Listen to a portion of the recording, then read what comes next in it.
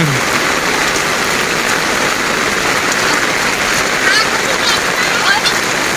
पानी में छप छप करने में भी मजा आता है।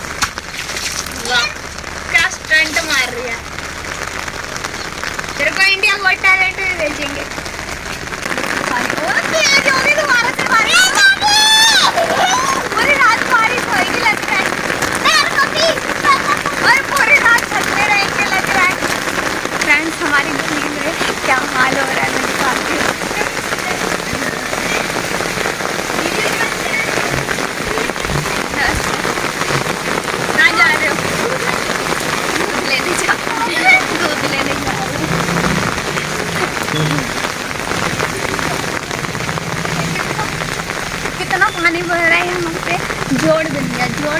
जोड़ किसे कहते हैं पता है ना? जोड़ किसे कहते हैं?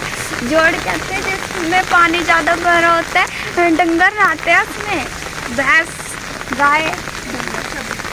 तो फ्रेंड्स, आपको मेरी वीडियो कैसी लगी लास्ट में कमेंट करना और सब्सक्राइब करके जाना जरूर।